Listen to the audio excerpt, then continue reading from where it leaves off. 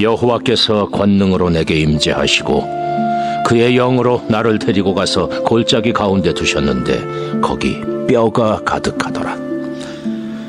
나를 그 뼈 사방으로 지나가게 하시기로 본즉 그 골짜기 지면에 뼈가 심히 많고 아주 말랐더라. 그가 내게 이르시되 인자야, 이 뼈들이 능히 살 수 있겠느냐? 주 여호와여, 주께서 아시나이다. 너는 이 모든 뼈에게 대언하여 이르기를 너희 마른 뼈들아, 여호와의 말씀을 들을지어다. 주 여호와께서 이 뼈들에게 이같이 말씀하시기를 내가 생기를 너희에게 들어가게 하리니 너희가 살아나리라. 너희 위에 힘줄을 두고 살을 입히고 가죽으로 덮고 너희 속에 생기를 넣으리니 너희가 살아나리라. 또 내가 여호와인 줄 너희가 알리라 하셨다 하라. 이에 내가 명령을 따라 대언하니 대언할 때에 소리가 나고 움직이며 이 뼈 저 뼈가 들어맞아 뼈들이 서로 연결되더라. 내가 또 보니 그 뼈에 힘줄이 생기고 살이 오르며 그 위에 가죽이 덮이나 그 속에 생기는 없더라. 인자야, 너는 생기를 향하여 대언하라. 생기에게 대언하여 이르기를 주 여호와께서 이같이 말씀하시기를 생기야, 사방에서부터 와서 이 죽음을 당한 자에게 불어서 살아나게 하라 하셨다 하라. 이에 내가 그 명령대로 대언하였더니 생기가 그들에게 들어가매 그들이 곧 살아나서 일어나 서는데 극히 큰 군대더라. 인자야, 이 뼈들은 이스라엘 온 족속이라. 그들이 이르기를 우리의 뼈들이 말랐고 우리의 소망이 없어졌으니 우리는 다 멸절되었다 하느니라. 그러므로 너는 대언하여 그들에게 이르기를 주 여호와께서 이같이 말씀하시기를 내 백성들아, 내가 너희 무덤을 열고 너희로 거기서 나오게 하고 이스라엘 땅으로 들어가게 하리라. 내 백성들아, 내가 너희 무덤을 열고 너희로 거기에서 나오게 한즉 너희는 내가 여호와인 줄을 알리라.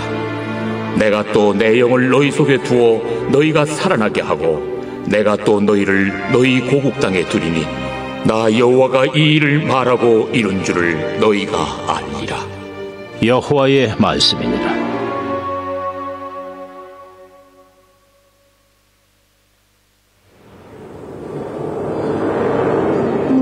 내가 여호와의 인자하심을 영원히 노래하며 주의 성실하심을 내 입으로 대대에 알게 하리이다. 내가 말하기를 인자하심을 영원히 세우시며 주의 성실하심을 하늘에서 견고히 하시리라 하였나이다. 주께서 이르시되 나는 내가 택한 자와 언약을 맺으며 내 종 다윗에게 맹세하기를 내가 내 자손을 영원히 견고히 하며 내 왕위를 대대에 세우리라 하셨나이다.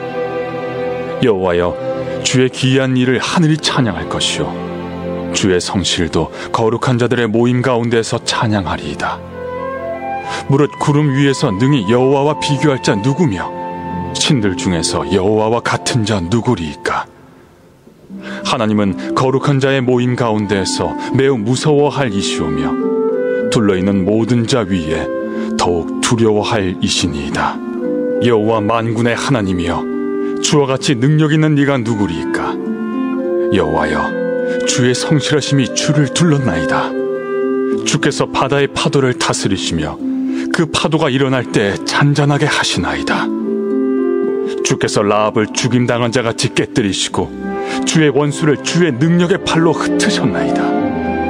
하늘이 주의 것이요 땅도 주의 것이라. 세계와 그 중에 충만한 것을 주께서 건설하셨나이다. 남북을 주께서 창조하셨으니 다볼과 헤르몬이 주의 이름으로 말미암아 즐거워하나이다. 주의 팔에 능력이 있어오며 주의 손은 강하고 주의 오른손은 높이 들리우셨나이다. 할렐루야. 거룩한 주일 산부 예배 나오신 성도님들을 환영하고 축복합니다. 이 시간 다 같이 자리에서 일어나셔서 영과 진리로 예배하며 나아가겠습니다.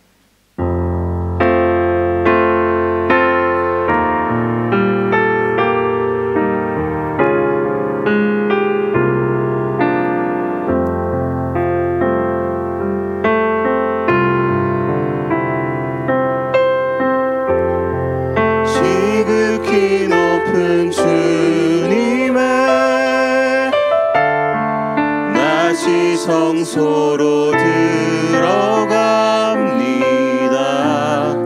세상의 신을 벗고서 주 보좌 앞에 엎드리리. 내 주를 향한 사랑과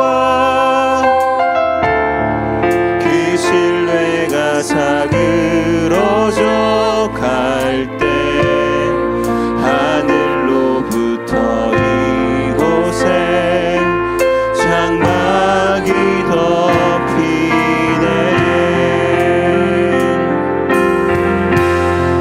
이곳을 덮으소서. 이곳을 비추소서. 내 안에 무너졌던 모든 소망 다 회복하리니. 이곳을 지나소서. 이곳을 만지소서. 온 맘과 힘을 다해 오직 주만 다 경배합니다.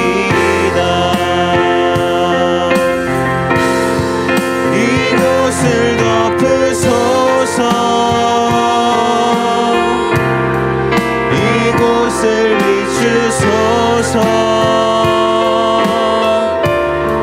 내 안에 무너졌던 모든 소망 다 회복하리니. 이곳을 지나소서. 이곳을 만지소서. 온 맘과 힘을 다해 오직 주만 다 경배합니다.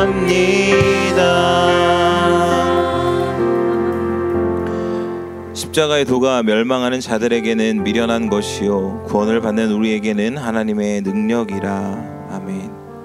사랑과 은혜가 풍성하신 주님, 거룩한 주일 주님 앞에 나와 예배하게 하시니 감사를 드립니다. 우리가 당신의 찢기신 살과 흘리신 피로 그 보혈의 능력을 얻었으니 더 이상 죄 가운데 살아가지 않고 주님과 연합함으로 살아가게 하여 주시옵소서. 이 시간 주님 앞에 나아갑니다. 하나님의 충만한 임재를 경험하게 하여 주시옵소서. 이 모든 말씀 예수 그리스도의 이름으로 기도드립니다. 아멘. 우리 하나님께 감사와 영광의 박수 올려드리겠습니다. 아멘. 우리 박수치며 함께 찬양하겠습니다.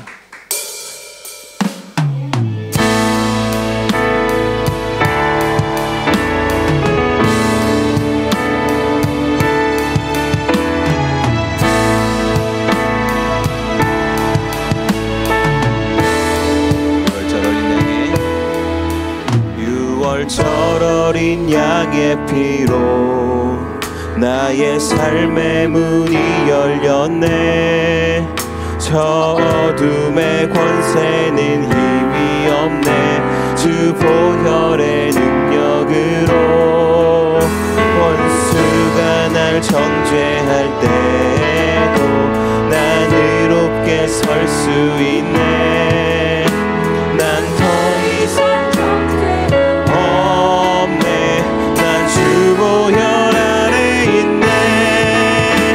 난 주 보혈 아래 있네. 그 피로 내 죄 사했네. 하나님의 긍휼 날 거룩해 하시었네. 난 주 보혈 아래 있네. 난 원수의 어떠한 공격에도 더 이상 넘어지지 않네. 난 주 보혈 아래 있네.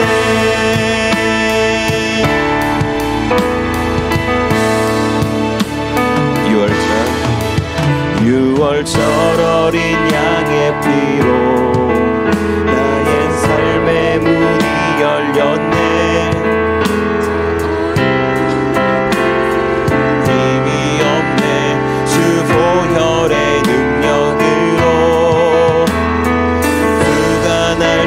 정죄할 때에도 난 의롭게 설 수 있네. 난 더 이상 정죄함 없네. 난 주 보혈 아래 있네. 난 주 보혈 아래 있네.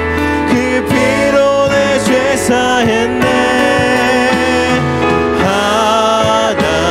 하나님의 긍휼 날 거룩해 하시었네. 난 주 보혈 아래 있네. 저 원수의 어떠한 공격에도 더 이상 넘어지지 않네.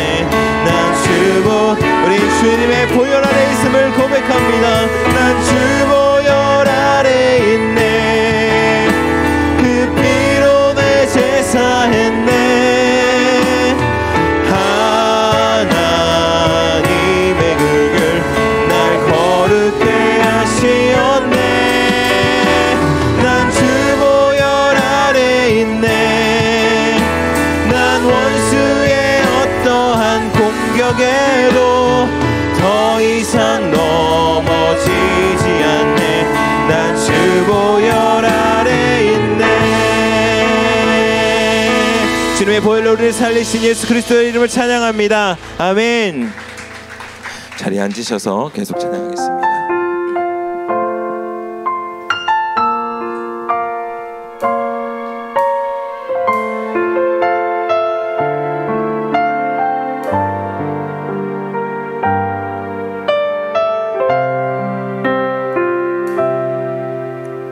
이 땅 위에 오신 하나님의 본체 십자가에 달리사 우리 죄 사하셨네. 하나님이 그를 지극히 높여 모든 이름 위에 뛰어난 이름을 주사 우리 예수 이름 앞에 절하고 모든 입이 주를 시네. 영광 중에 오실 주를 보리라. 선포해 왕께 만세. 존귀와 위엄을 찬양해. 왕의 왕께 만세. 주 예수 하나님.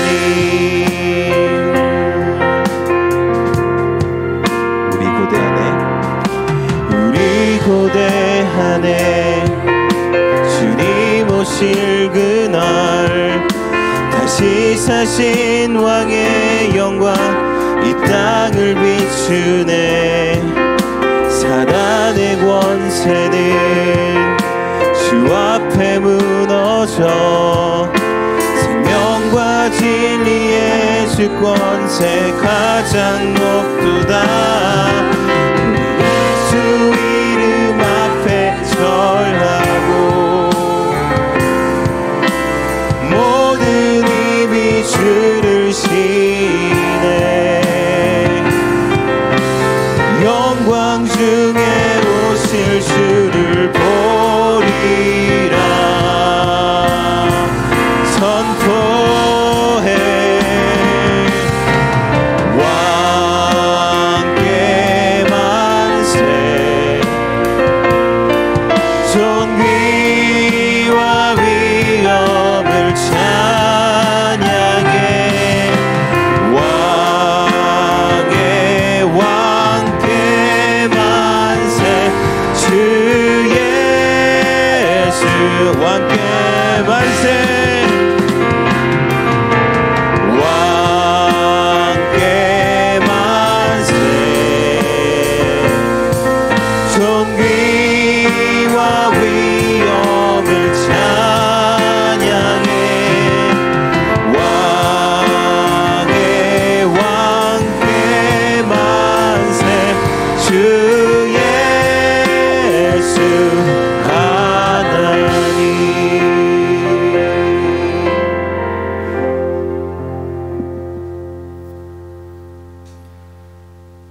합당하신 하나님 아버지, 오늘 거룩한 주일을 맞이하여 우리 호치민 온누리교회 성도들 모두 하나님을 예배하기 위하여 이 자리에 모였습니다. 우리의 찬양을 기쁘게 받아주시고 주님 홀로 영광 받아주시옵소서. 사랑의 주님, 지난 한 주 동안에도 늘 우리와 함께하여 주시고 지켜주심에 감사드립니다. 주님의 보호하심으로 인하여 우리가 세상 가운데서 평안을 누리며 오늘 또다시 기쁜 주일을 지키게 됨을 깨닫습니다. 주님의 은혜가 아니면 일상을 누리는 것도 어려운 것임을 알고 있사오니 늘 주님의 은혜 안에 거하기를 소망하며 동행하는 우리 성도님들 될 수 있게 하여 주시옵소서. 지난 한 주를 되돌아보며 우리는 혹시 주님을 멀리하지는 않았는지, 또 세상 가운데 지내며 주님 앞에 범죄하진 않았는지 다시 한번 반성하게 됩니다. 주님 앞에 우리의 나약함과 죄를 고백하오니 용서하여 주시고 더욱 주님께 가까이 다가가는 우리 호치민 온누리교회 성도들이 되게 하여 주시옵소서. 회복하시는 하나님의 도우심으로 코로나 이후 다시 교회의 모든 부서가 정상화되고 있습니다. 이로써 지난 3일간 파워웨이브가 참여하는 유스코스타가 무사히 진행되었고 청년부 아웃리치 역시 주님의 은혜 가운데 마칠 수 있었습니다. 기도로 준비하고 동참하여 주신 성도님들과 주님의 도우심에 감사드리며 이에 참여한 귀한 영혼들이 더욱 주님과 가까워질 수 있도록 하여 주시옵소서. 긍휼의 하나님, 지금 이 세상은 전쟁과 질병 그리고 기상이변으로 많은 고통을 받고 있습니다. 전쟁의 고통과 코로나로 인해 또 천재지변으로 힘들고 지쳐있는 영혼들을 위해 기도하오니 이들을 불쌍히 여겨주시고 이 땅을 긍휼히 여겨주시길 기도드립니다. 부디 전쟁을 멈춰주시고 질병과 기상이변을 잠잠케 하여 주시옵소서. 또 우리의 조국 대한민국을 위하여 기도드립니다. 갈등을 위해 서로를 바라보는 것만 같은 대한민국의 여러 안타까운 현실들을 위하여 기도하오니 따뜻한 주님의 사랑으로 그들을 감싸주셔서 서로가 서로를 인정하게 하여 주시고 먼저 주님의 자녀된 우리들이 사랑으로 함께 기도하게 하여 주시옵소서. 사랑의 주님, 코로나 이후 처음으로 성찬식을 허락하시니 감사드립니다. 주님께서 허락하신 오늘의 성찬식을 통하여 주님을 기억하고 주님과 하나 되어 살아가는 우리들이 되게 하여 주시옵소서. 찬양으로 영광 돌리는 주높인 찬양팀의 노래를 기쁘게 받아주시고 예배를 준비하며 섬기는 모든 분들의 수고를 기억하여 주셔서 그 모든 수고에 주님의 축복을 더하여 주시옵소서. 또한 오늘 주님의 말씀을 전하시는 정재욱 담당 목사님의 말씀을 통하여 우리가 더욱 주님과 가까워지게 하여 주시옵소서. 이 모든 말씀 우리를 사랑하시는 예수님의 이름으로 기도드렸습니다.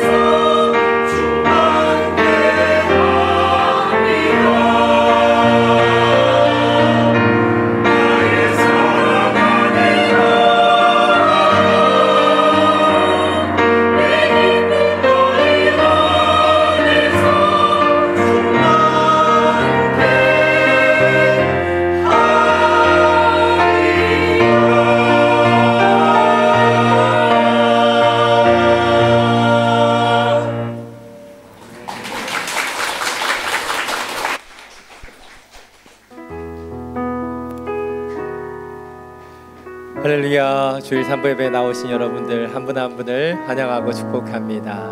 이 시간 예배함을 통해서 주님의 은혜의 보좌 가운데로 더 가까이 나아가게 되기를 간절히 축원합니다. 우리 옆에 있는 분 바라보시면서 이렇게 인사하기 원합니다. 당신은 세상의 소금과 빛입니다. 당신은 세상의 소금과 빛입니다. 이 땅 가운데 소금과 빛으로 오신 여러분들을 축복하며 찬양하며 나아갑니다. 은혜의 주님이 당신을 축복하고 사랑의 주님이 함께 하시네. 은혜의 주님이 당신을 축복하고 사랑의 주님이 함께 하신 내 두 손을 가슴에 모으고 은혜의 주님이 내 삶을 축복하고 사랑의 주님이 함께 하시네.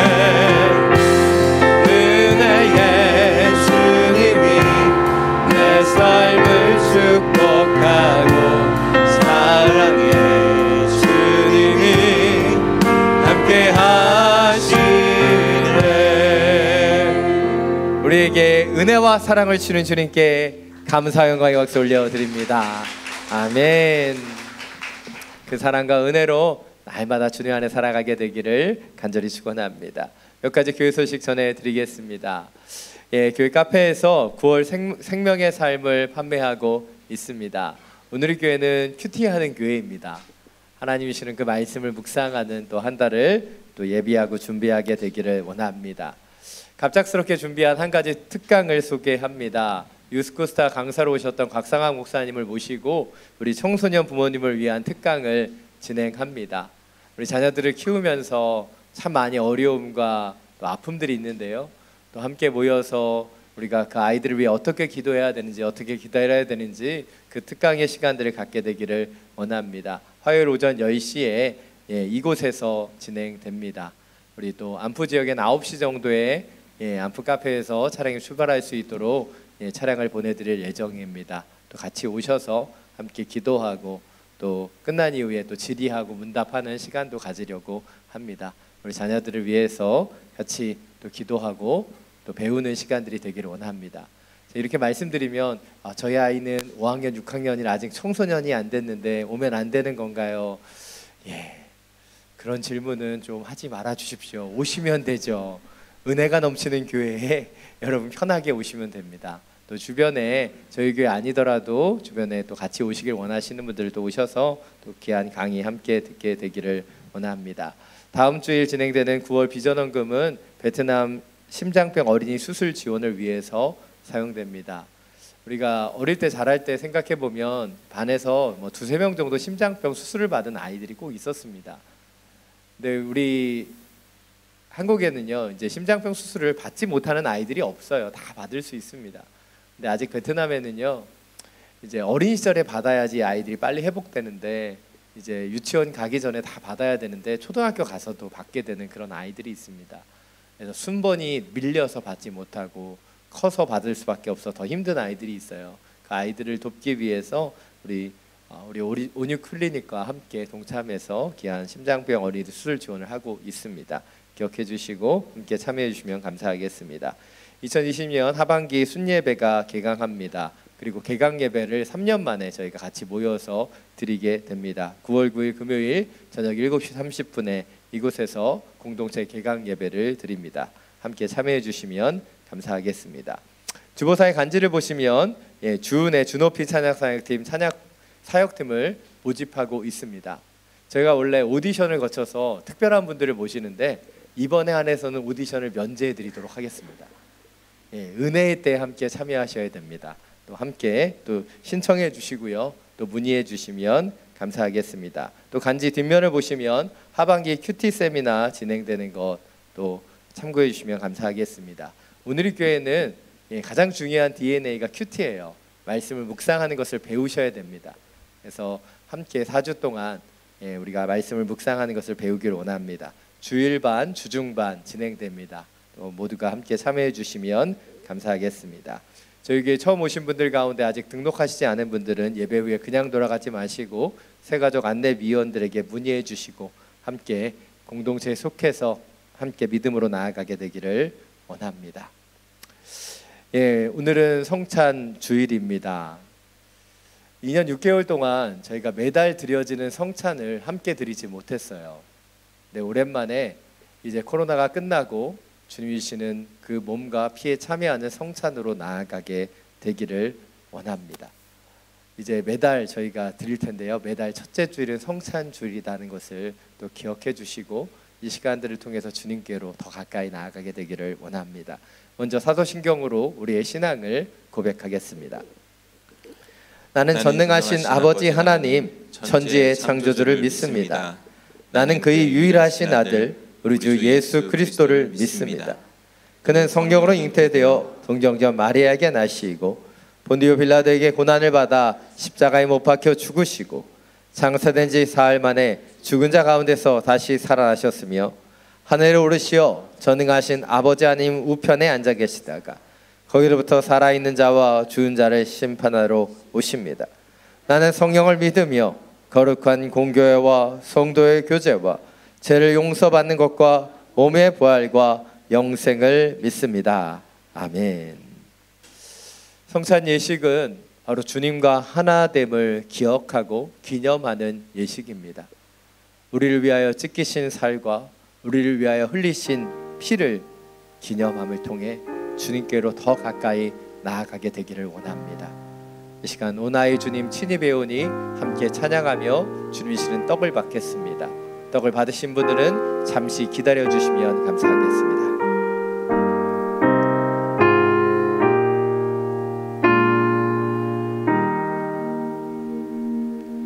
오 나의 주님 친히 배우니 영원한 세계 밝히 나타나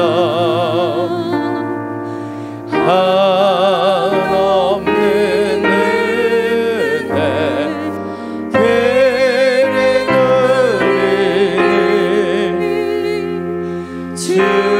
주님께 모든 염려 맡기리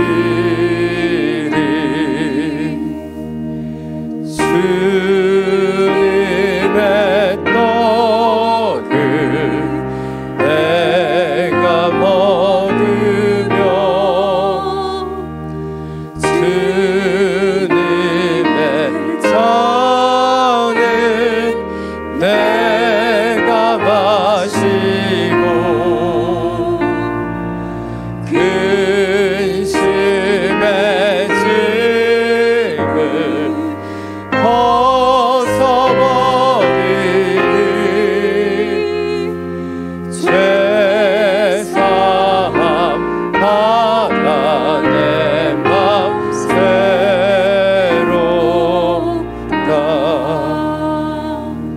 주 예수밖에 도움 없어서 주님의 발에 의지합니다. 주 권능으로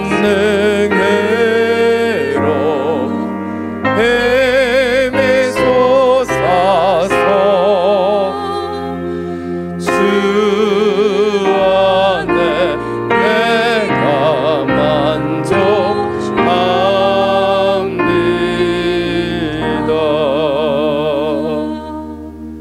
주 예수 그리스도께서는 잡시던 밤에 떡을 가지고 축사하시며 제자들에게 떼어주시면서 말씀하셨습니다. 이것은 너희를 위하여 찢기는 내 몸이니 이것을 행하여 나를 기념하라. 나를 기념하라. 주님께서는 우리를 위하여 자신의 몸을 찢어 우리에게 주셨습니다. 그것은 주님께서 찢어 죽으셔야지만, 그리고 우리와 함께 하셔야지만 우리의 죄된 모든 연약함이 사라지고 오직 주님과 하나가 될 수 있기 때문이죠. 우리가 받은 이 떡은 그렇게 떡이 아닌 주님께서 우리를 위하여 찢어주신 주님의 몸이며, 이것을 우리가 받을 때 주님의 영적인 몸이 우리 가운데 임하게 되는 것입니다. 이 떡을 붙잡고 함께 기도하기를 원합니다. 제가 기도하겠습니다. 사랑의 주님, 사랑의 주님, 우리를 위하여 찢어주신 주님의 몸을 받습니다. 그 몸의 능력으로 다시 한번 일어나기를 원합니다. 죄와 세상의 욕망 가운데 물들어 있는 우리의 삶이 아닌 주님의 몸과 하나 되어 성결하게 다시 한번 설 수 있도록 역사하여 주옵소서. 이제는 내 몸이 나의 몸이 아닌 그리스도의 몸으로 변화되게 하여 주시고, 그 몸과 함께 연합하여 주 예수의 능력으로 살아갈 수 있도록 역사하여 주옵소서. 예수 그리스도의 이름으로 기도드립니다. 떼어 함께 참여하겠습니다.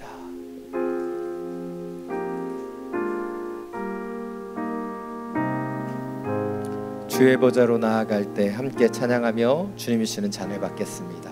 잔을 받으신 분들은 잠시 기다려 주시면 감사하겠습니다.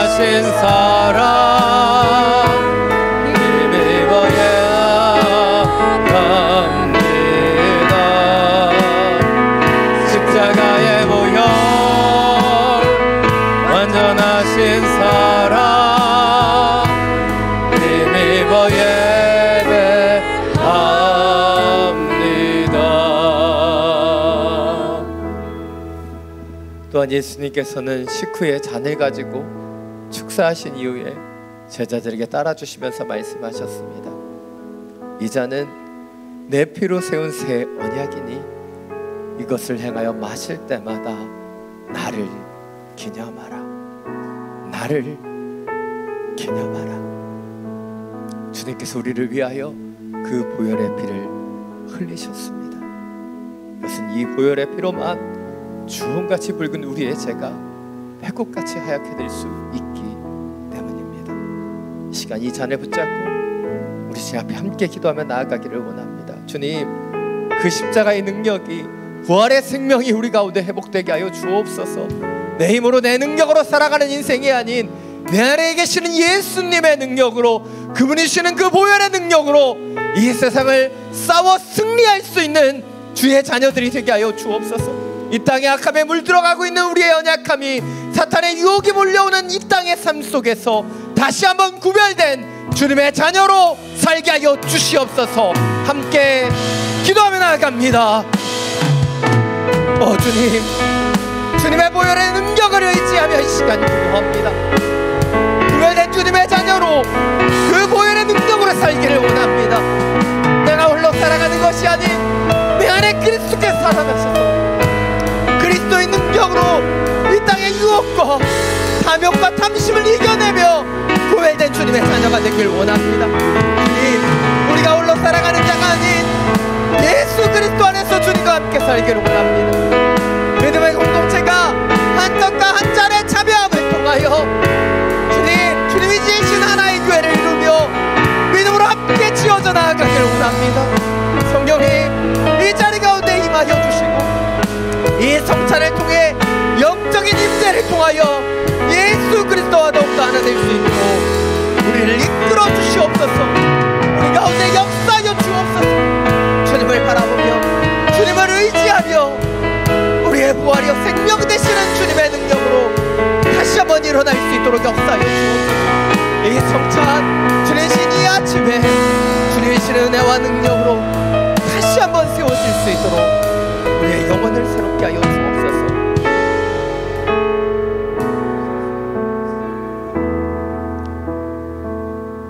사랑이 많으신 주님, 십자가의 보혈, 그 완전하신 사랑으로 우리를 기름 부어 주옵소서.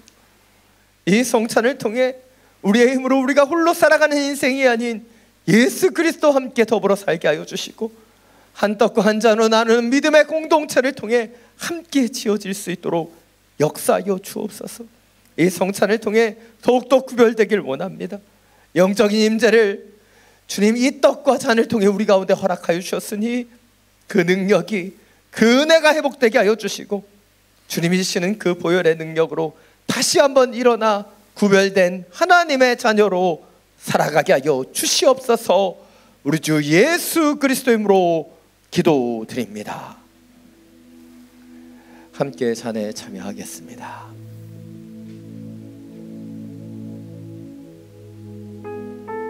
주신 성찬을 위해 다시 한번 기도드리겠습니다. 사랑이 많으신 주님, 2년 6개월 만에 우리 가운데 다시 한번 믿음의 공동체가 주님의 떡과 잔을 나눌 수 있게 하신 은혜에 감사드립니다. 이 성찬이 우리 가운데 영적인 임재가 되어 예수 그리스도의 몸과 피를 가지고 살아가는 구별된 주의 자녀들 되게 하여 주옵소서. 예수 그리스도의 이름으로 기도드립니다. 아멘. 이제 매달 첫째 주일마다 함께 성찬에 참여하게 됩니다. 함께 기억해 주시고 이 성찬 주일 주님이 주신 은혜 가운데 더 깊이 나아가게 되기를 원합니다. 오늘 우리 계신 말씀 함께 나누기를 원합니다. 오늘 우리 계신 말씀 로마서 7장 1절부터 14절까지의 말씀입니다. 오늘 하나님께서 우리 가운데 주신 말씀 로마서 7장 1절부터 14절까지의 말씀입니다. 제가 가진 성경 신약 196페이지입니다. 이 말씀을 저희 여러분이 각자의 성경을 통해 교독으로 함께 봉독하기를 원합니다. 형제들이여, 내가 율법을 알고 있는 사람들에게 말합니다. 여러분은 율법이 사람이 살아있는 동안에만 그 사람을 지배한다는 것을 알지 못합니까? 결혼한 여자가 그 남편이 살아있는 동안에는 법으로 남편에게 매여 있으나 그 남편이 죽으면 남편의 법에서 벗어나게 됩니다. 그러므로 남편이 아직 살아있을 때 여자가 다른 남자에게 간다면 가늠한 여자라 불릴 것입니다. 그러나 만일 남편이 죽으면 그 법에서 벗어나게 되므로 다른 남자에게 가더라도 가늠한 여자가 되지 않습니다. 그러므로 내 형제들이여, 여러분도 그리스도의 몸으로 인해 율법에 대해 죽은 자가 됐습니다. 이것은 우리가 다른 분 곧 죽은 자 가운데서 살아나신 분에게 속해 하나님을 위해 열매를 맺게 하려는 것입니다. 우리가 육신에 있는 율법으로 인한 죄의 정욕이 우리 지체 속에 작용해 죽음에 이르는 열매를 맺게 했습니다. 그러나 이제는 우리가 우리를 올가매던 것에 대해 죽었으므로 율법에서 벗어났습니다. 그러므로 우리는 성령의 새로운 것을 섬기고 문자에 의한 해묵은 것으로 섬기지 않습니다. 그러면 우리가 무슨 말을 하겠습니까? 율법이 죄입니까? 결코 그럴 수 없습니다. 율법에 비춰보지 않았다면 나는 죄를 알지 못했을 것입니다. 율법이 탐내지 말라고 하지 않았다면 나는 탐심을 알지 못했을 것입니다. 그러나 제가 계명으로 인해 기회를 타서 내 안에 각종 탐심을 일으켰습니다. 율법이 없으면 죄는 죽은 것입니다. 전에 율법이 없었을 때 내가 살아 있었지만 계명이 들어오자 죄는 살아나고 나는 죽었습니다. 생명에 이르게 할 그 계명이 나를 죽음에 이르게 하는 것이 됐습니다. 제가 계명으로 인해 기회를 타서 나를 속이고 그 계명으로 나를 죽였습니다. 그러므로 율법도 거룩하고 계명도 거룩하고 의롭고 선합니다. 그러면 선한 것이 내게 죽음을 가져다 주었다는 말입니까? 결코 그럴 수 없습니다.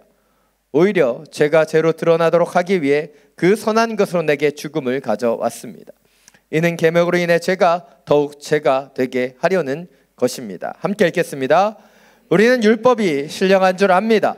그러나 나는 죄 아래 팔려 육신에 속해 있습니다. 아멘. 우리의 손을 얹고 믿음으로 선포하기를 원합니다. 말씀이 나를 변화시킵니다. 아멘. 우리 계시는 하나님의 이 말씀이 우리의 영혼과 중심을 변화시키는 능력의 말씀이 되기를 간절히 축원합니다. 성찬을 하고 이미 걱정하시는 분들의 눈빛이 보입니다. 오늘 예배는 언제 끝날 것인가? 그러나 저는 그렇게 센스가 없지 않습니다. 성찬이 있었기 때문에 오늘 설교는 다른 때보다 짧습니다. 이 은혜의 말씀을 받아들이고 짧지만 우리 계시는 그 은혜들을 함께 누리게 되기를 원합니다. 동화 미운 오리 새끼를 보면 자기가 오리인 줄 알고 살아갔던 백조가 등장합니다. 또한 소설 정글북을 보면 늑대와 함께 자라면서 늑대처럼 행동하는 모글리라는 소년도 우리는 만나보게 된다는 것이죠. 왜 이러한 일이 벌어지는 것일까요?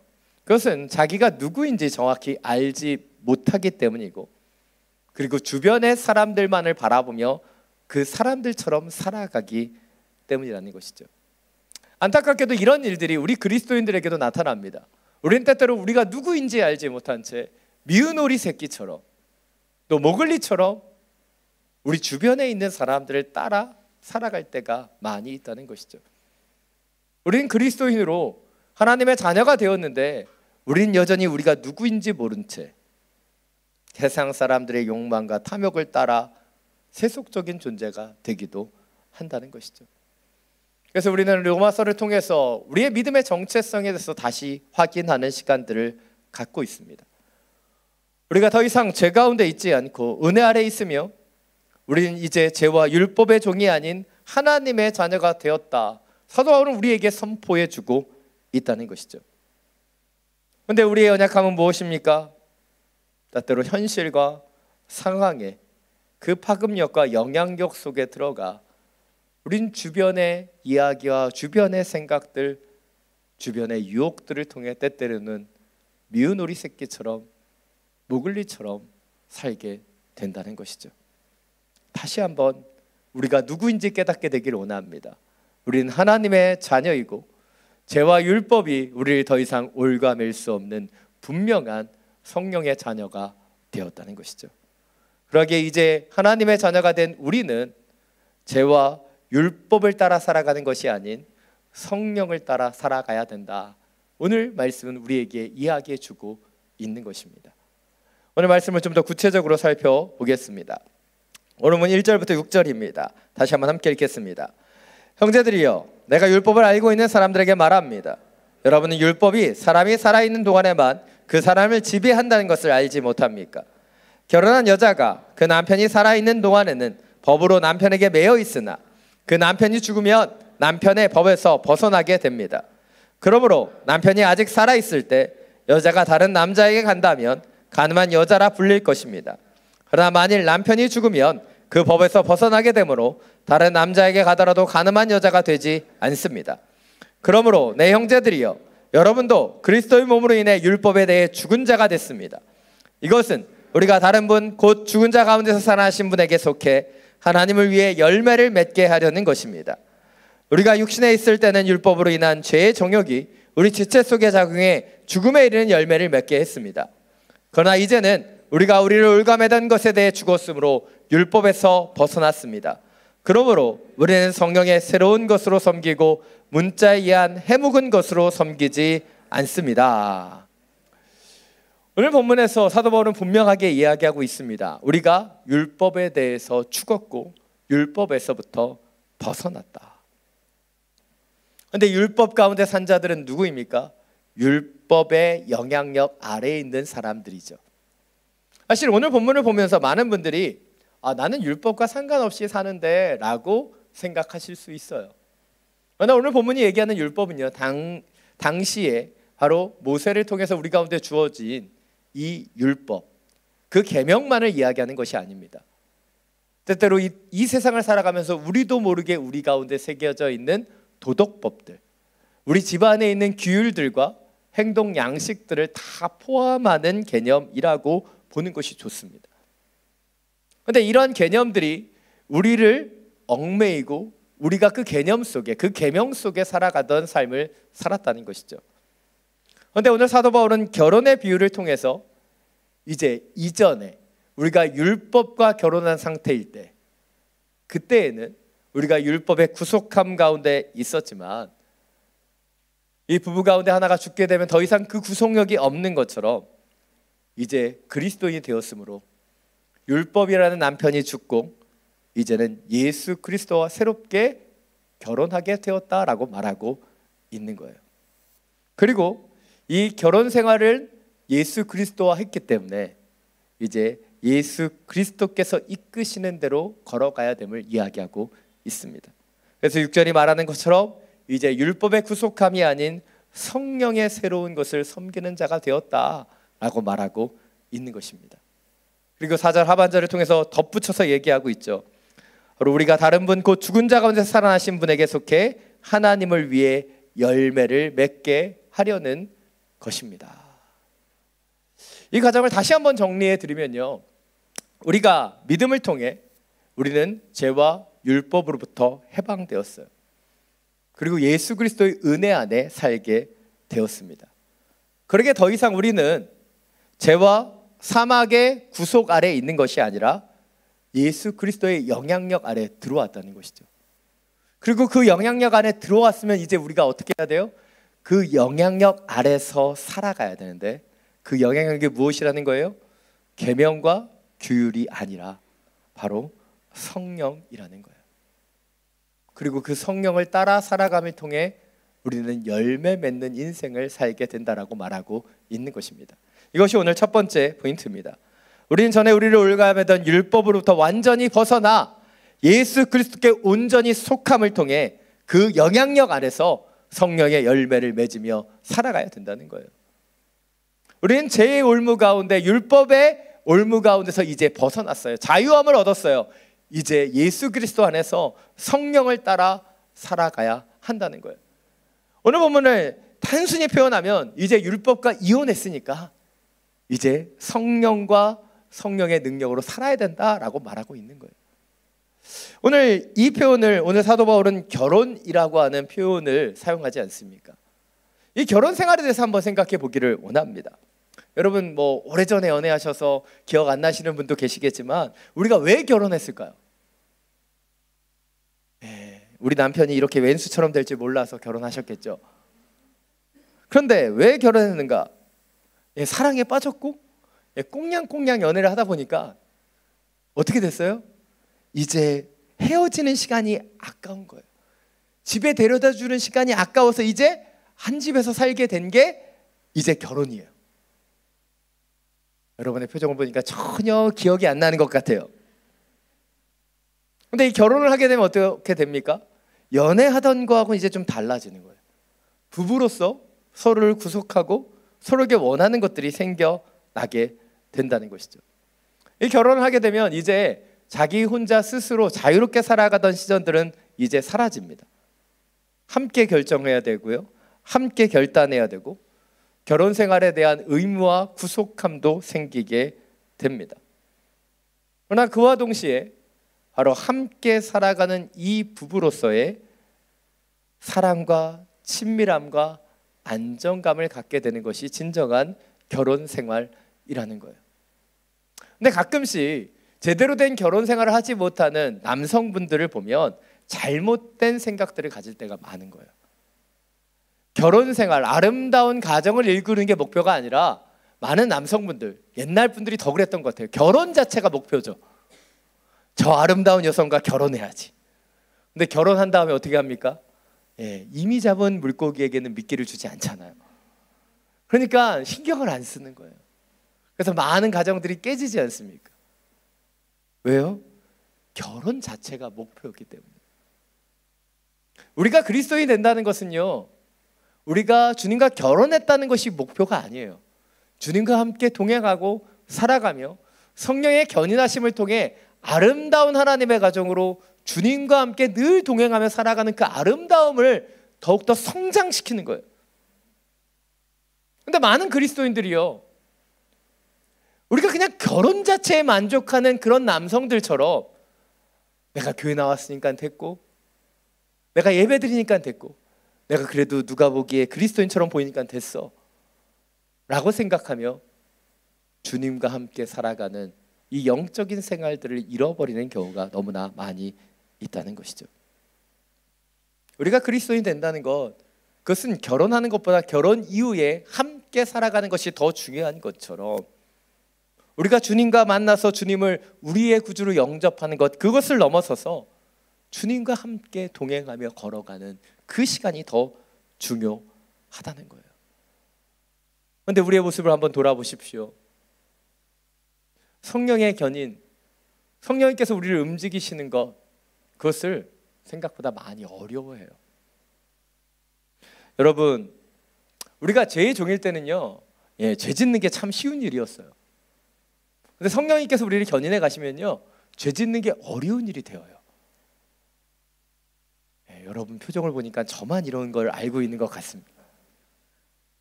죄를 범하면요, 우리 안에 찔림이 있고요, 불편함이 있습니다.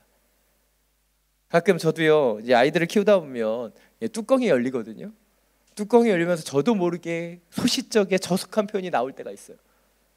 그럼 제 마음이 얼마나 불편해지는지 모릅니다. 역시 저만 그렇고 있군요. 근데 왜 그런 것들이 불편해질까요?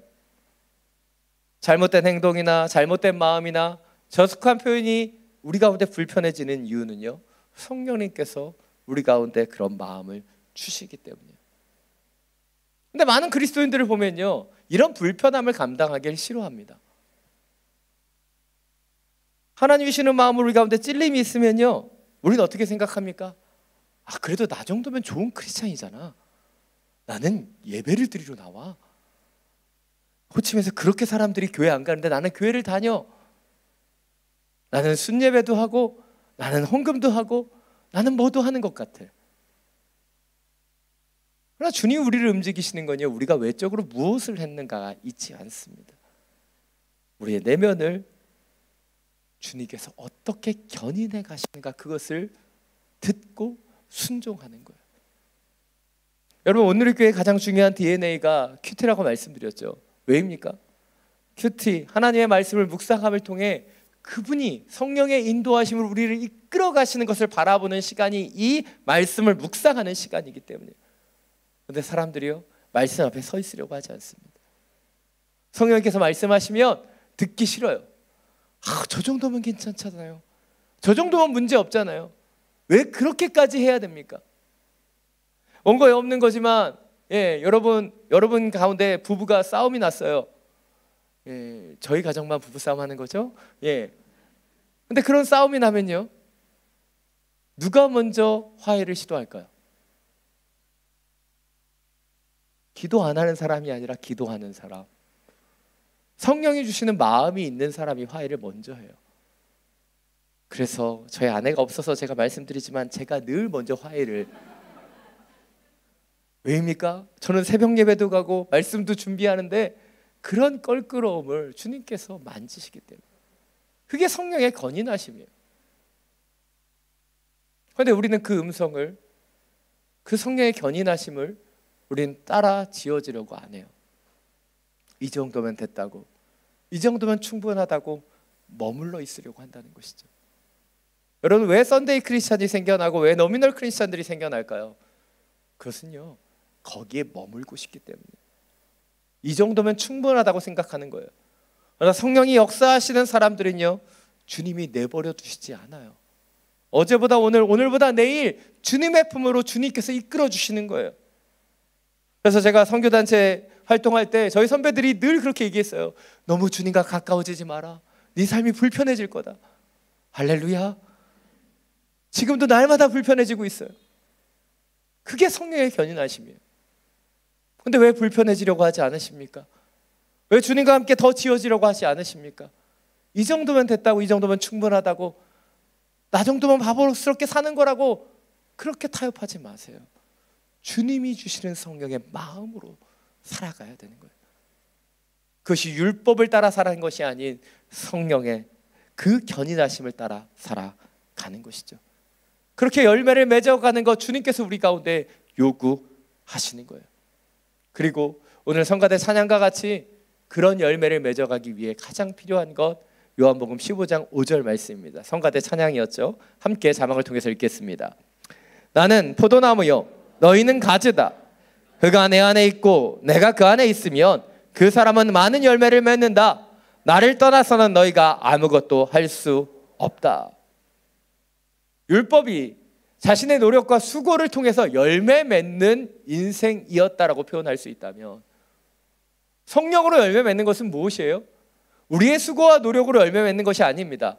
오직 그리스도 안의 거함을 통해, 그분과 가까워짐을 통해, 그분이 내 안에 들어오심을 통해 내 안에 열매가 맺혀지는 거예요. 내 노력으로, 내 수고로 내가 씨를 뿌리고 내가 양육해서 열매 맺는 것이 아니죠. 그분 안에 머무는 것, 그분과 가까이 나아갈 때 그때 우리 가운데 성령의 열매들이 맺혀진다는 거예요. 산 여러분, 주님과 얼마나 가까이 가고 계십니까? 주님이 내 안에 들어오시면 No thank you, 아직 준비가 안 됐어요, 그러고 얘기하고 있지는 않습니까? 제가 신방을 가서 지키는 하나의 철칙이 있어요. 문 열어주지 않는 곳은 절대 들어가지 않는다는 거죠.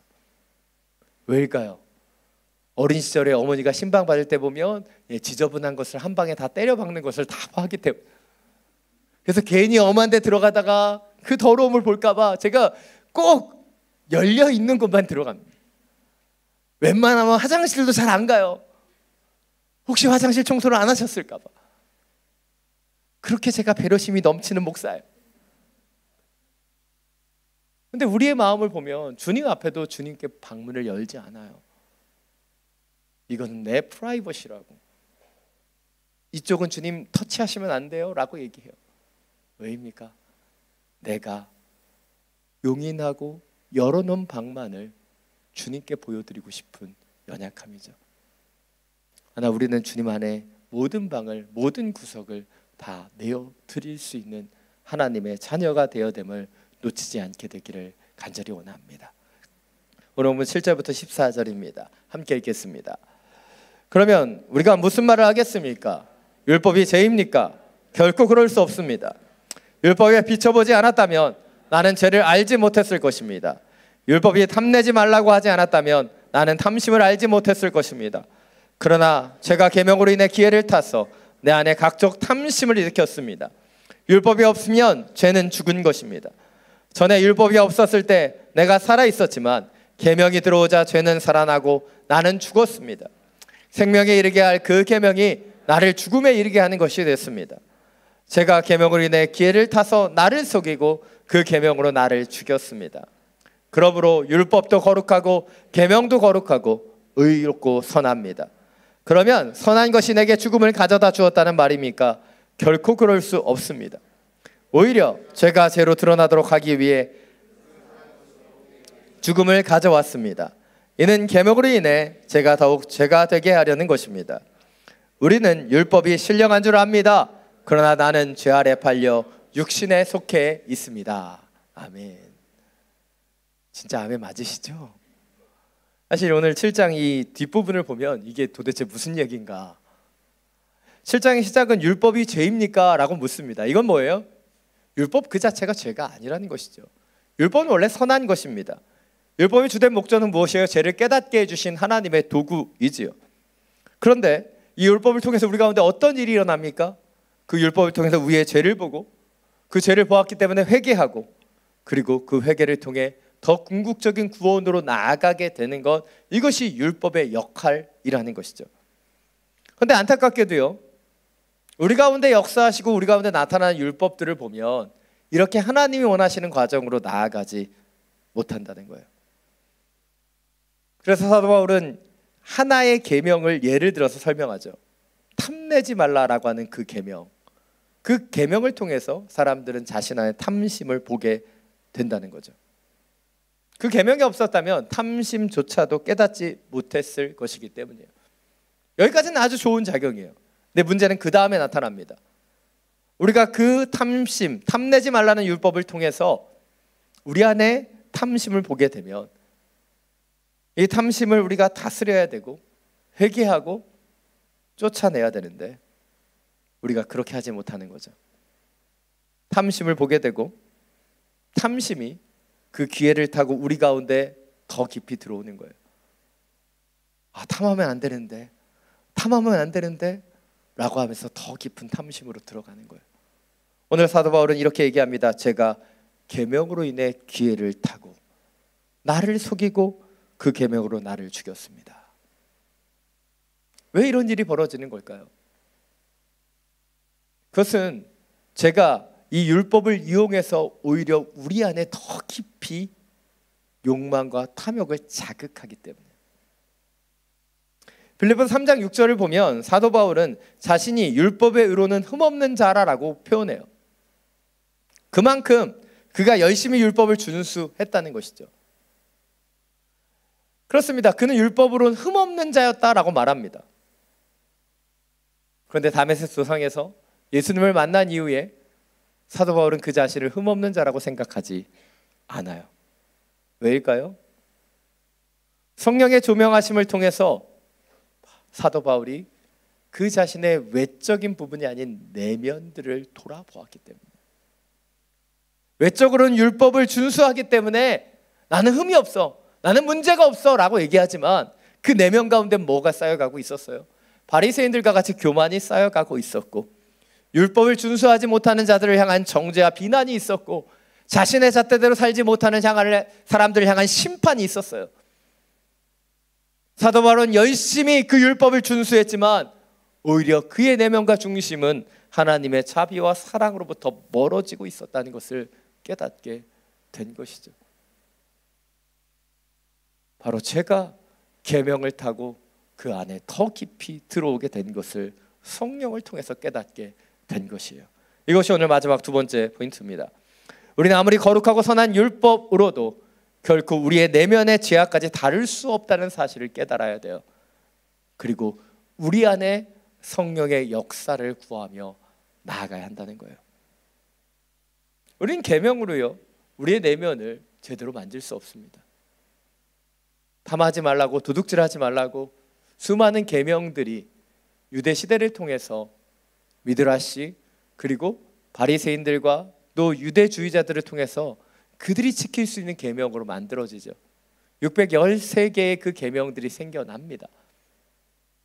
근데 바리새인들이 그 613개의 계명을 준수하며 살았지만 그들이 과연 선하고 아름다운 인생을 살았습니까? 아니에요.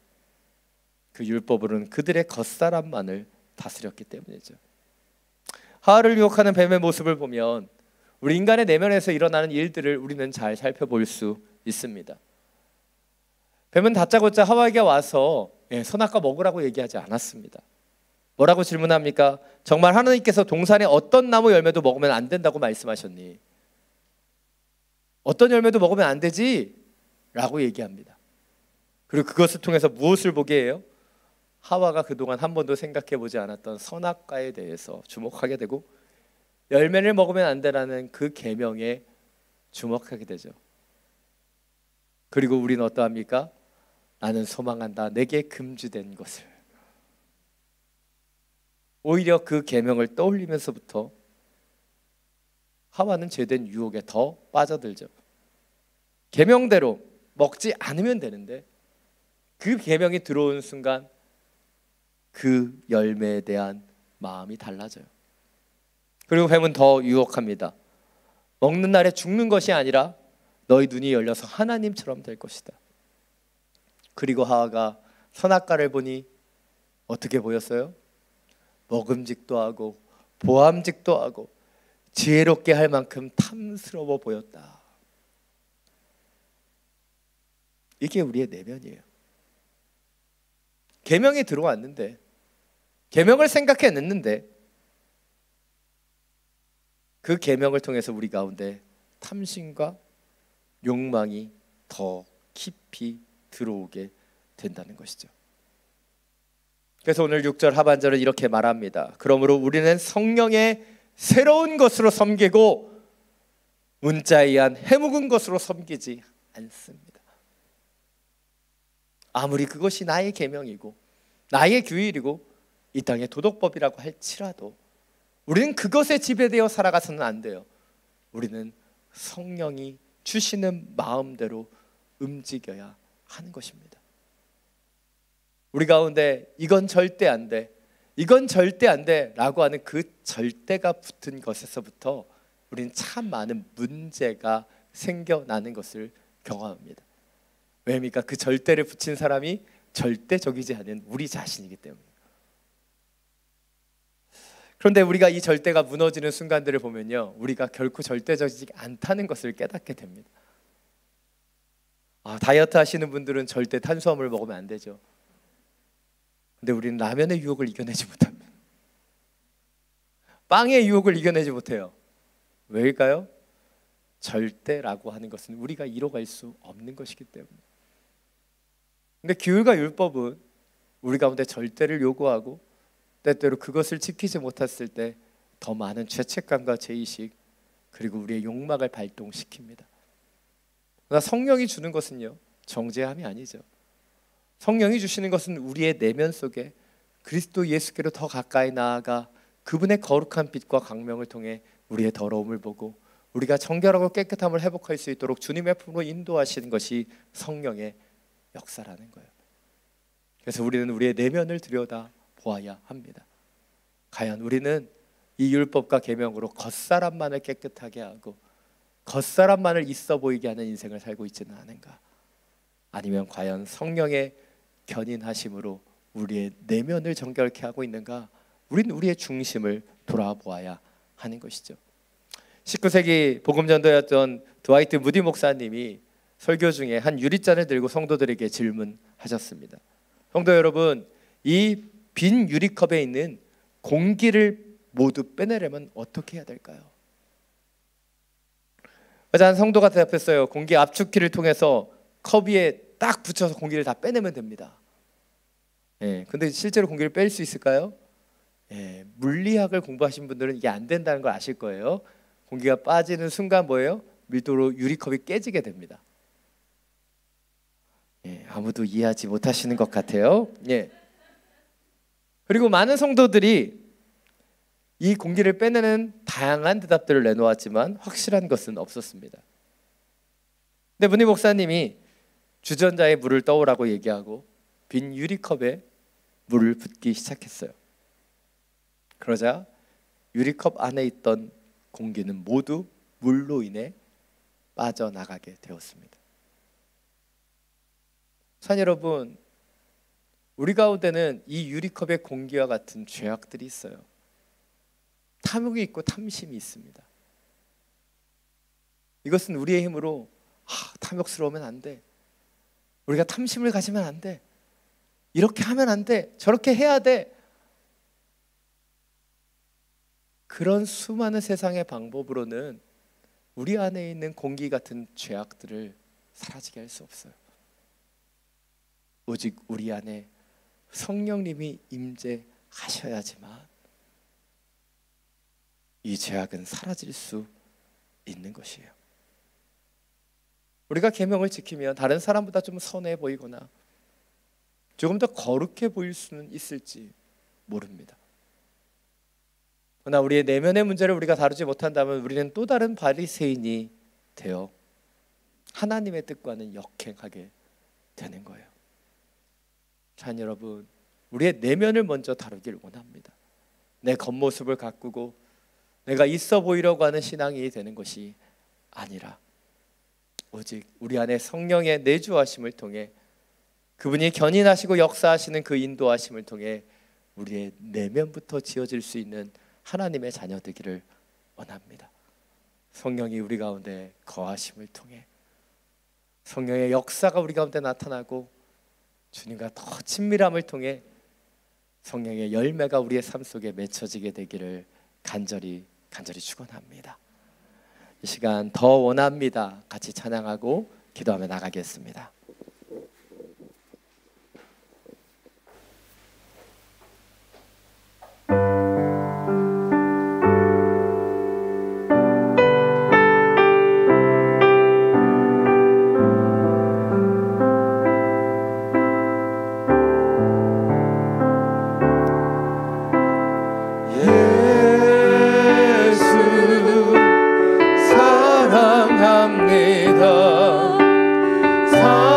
사랑합니다. 예수 사랑합니다.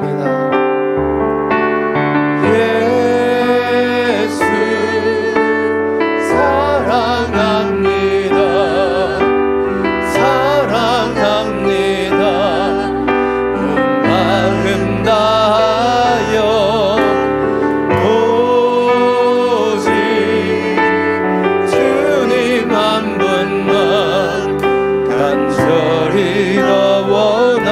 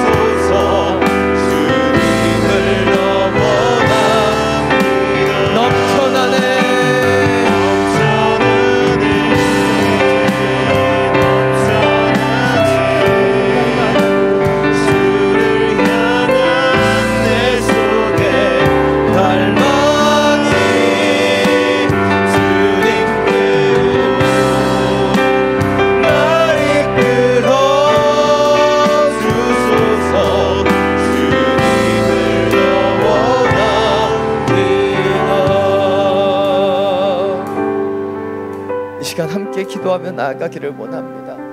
이 시간 기도할 때 우리의 내면과 우리의 중심을 돌아보며 기도하기를 원합니다. 지금 우리 안에 가득 차 있는 것이 세상을 향한 욕망, 세상의 것에 대한 탐심은 아닙니까? 지금 우리 안에 주님을 향한 온전한 갈망이 있습니까? 주님께 목마르며 주님께 더 가까이 나아가고자 하는 그 주님의 성령의 견인하심이 있습니까? 이 시간 우리 안에 세상의 것이 가득하다면, 세상의 욕망과 탐심으로 물들어져 있다면 이 시간 주님 앞에 기도하기를 원합니다. 주님, 성령으로 우리를 이끌어 주십시오. 세상의 것을 구하고 세상을 따라가는 것이 아닌 세상에 휩쓸려가는 미운 우리 새끼나 우갈리가 아니라 그리스도인으로 성령의 견인하심을 통해 성령의 열매를 맺으며 성령의 역사를 만들어가는 구별된 주의 자녀로 살게 하여 주옵소서. 주님의 이름 한번 부르고 함께 기도하며 나아갑니다. 주여, 주님, 주님의 사랑으로 넘쳐나기를 원하고 주님 향한 갈망이 우리 가운데 되기를 원합니다. 주님과 더 함께 더 온전히 지워지고 주님 원하시는 뜻과 마음을 뽑는 자들이 되기를 원합니다. 왜 세상의 욕망이 들어오고 세상의 탐심이 들어오고 이 죄가 계명을 타고 우리 가운데 지배하고 있습니까? 주여, 성령의 능력으로 우리를 더 느껴주셔서 우리가 성령의 노인받은 성령으로 묶여져 주님만을 바라보는 주님의 자녀들이 되기를 원합니다. 이 세상을 바라보는 것이 아닌 주님을 바라보게 하여 주시고 이 세상의 욕망과 탐심이 아닌 주님을 향한 갈망이 온전히 회복되게 하여 주옵소서. 어제보다 오늘, 오늘보다 내일 주님의 거룩함을 느끼기를 원합니다. 주님의 말씀이 우리 가운데 관절과 골수를 찌개는 주님의 역사가 있기를 원합니다. 성령님, 우리의 마음 가운데 있는 모든 죄된 마음들을 사하여 주시고 우리의 마음에 주시는 거룩함과 온전한 회복되게 하여 주옵소서. 예수 그리스도로 나아갑니다. 예수 그리스도의 은혜를 바라봅니다. 우리의 마음을, 우리의 중심을 주여 지켜주옵소서. 우리의 내면 가운데 성령으로 가득 차 있기를 원합니다. 죄악으로, 탐욕으로, 탐심으로 가득한 우리의 영혼이 아니라 주님이 띄워주시는 그 주님이 역사하시는 그 자리 가운데로 구별되어 있을 수 있도록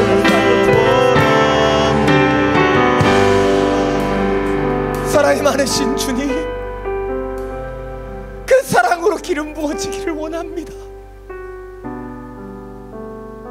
그 사랑 가운데 우리가 구원받았는데, 그 사랑의 은혜로 우리가 그리스도인이 되었는데, 우린 그리스도인이 된 것에 그냥 자족하고 만족하며 주님과 함께 아름다운 신혼생활 이어가고 있지는 못하는지 우리의 중심을 돌아봅니다. 주님과 함께 주님의 손을 잡고 주님의 성령의 견인하심을 통해 나아가기를 원합니다. 주님이 내 안에 계시고 내가 그리스도 안에 거함을 통해 내 삶의 성령의 열매가 맺혀지기를 원합니다. 내 안에 성령의 역사들을 만들어가기를 원합니다. 더 거룩하고 더 정결하게 죄와 욕망이 우리 가운데 틈타지 않는 성령의 사람으로 기름 부어질 수 있도록 역사하여 주옵소서. 우리 주 예수 그리스도 이름으로 기도드립니다. 모두 자리에서 일어나서 온 찬양 드리며 나아가겠습니다.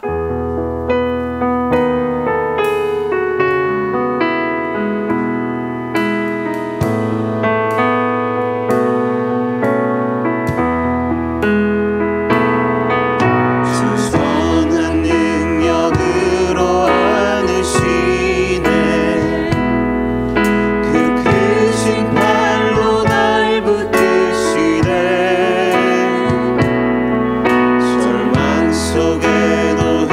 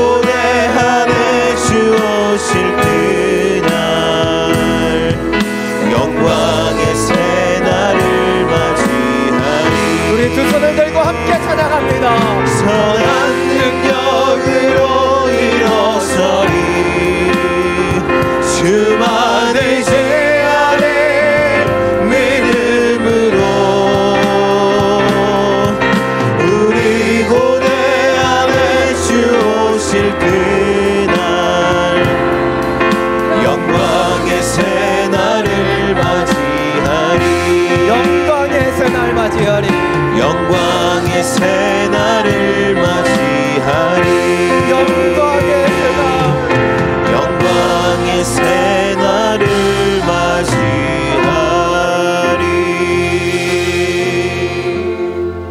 사랑의 많으신 주님, 당신의 선한 능력으로 다시 일어납니다. 죄와 사망 아래 있지 않고 우리가 은혜와 성령 안에 있음을 기억하게 해주시고, 죄가 계명을 타고 우리를 공격하는 이 세상의 탐심과 연약함 가운데 살아가는 인생이 아닌 성령의 능력으로만 지어지고 성령의 마음으로 더 거룩해지는 구별된 주의 자녀들 되게 하여 주옵소서. 우린 연약합니다. 주님이 계시지 않으면, 주님의 능력이 아니면 우리는 성결해질 수 없음을 고백합니다.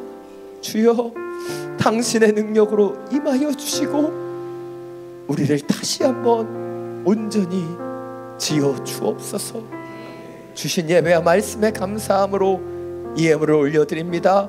흠양하여 주시고 주님의 나라와 영광만을 위하여 온전히 사용하여 주시옵소서. 이제는 우리 주 예수 그리스도의 은혜와 하나님 아버지의 놀라우신 사랑과 성령의 교통하심이 세상 욕망이 아닌 성령의 견인하심을 따라 주님이 원하시는 뜻대로 지어지기를 결단하는 귀한 믿음의 성도들 머리머리 위에 주님의 마음을 가지고 열방 가운데 복음을 전하시는 선교사님과 그 모든 사역 위에 우리가 기도하며 사랑하는 이 베트남 땅과 우리가 사랑하는 우리의 조국 대한민국 위에 지금부터 영원토록 항상 함께하여 주시기를 간절히 축원하옵나이다.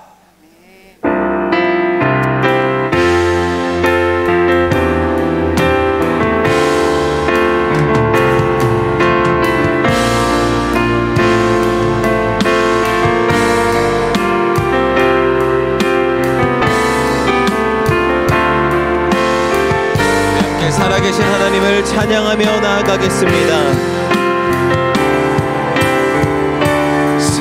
살아계신 주,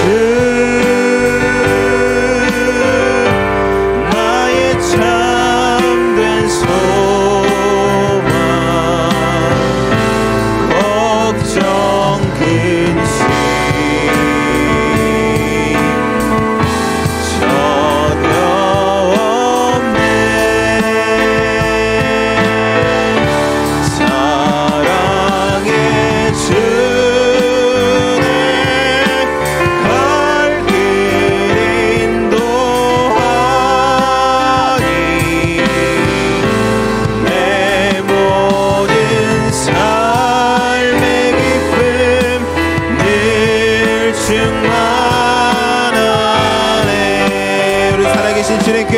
감사와 영광의 박수 올려드립니다. 할렐루야. 아멘. 예배를 마쳤습니다. 조심히 돌아가시기 바랍니다.